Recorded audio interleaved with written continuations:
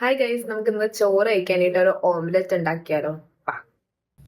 അപ്പം ഇനി ഞാൻ പ്രത്യേകിച്ച് പറയുമൊന്നും വേണ്ടല്ലോ എങ്ങനെയാണ് ഓംലെറ്റ് ഉണ്ടാക്കുന്നത്. എല്ലാവർക്കും അറിയാവുന്ന കാര്യം തന്നെയാണ്. അത് പറഞ്ഞ് ഞാൻ കൂടുതൽ ചളമാക്കുന്നില്ല. അപ്പം ഞാനൊരു സിംഗിൾ ഓംലെറ്റ് ആട്ടോ ഉണ്ടാക്കുന്നത്.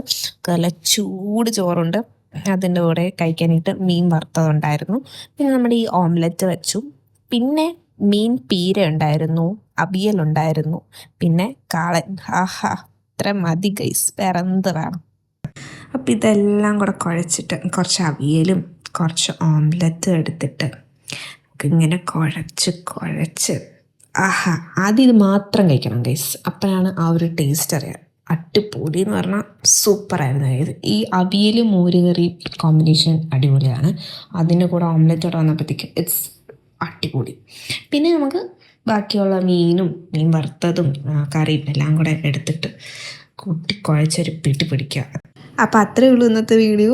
ചാനൽ ഇഷ്ടപ്പെടുകയാണെങ്കിൽ ഒന്ന് സബ്സ്ക്രൈബ് ചെയ്ത് സപ്പോർട്ട് ചെയ്യണം. പുതിയൊരു വീഡിയോ ആയിട്ട് വരുന്നതായിരിക്കും. ടാറ്റാ.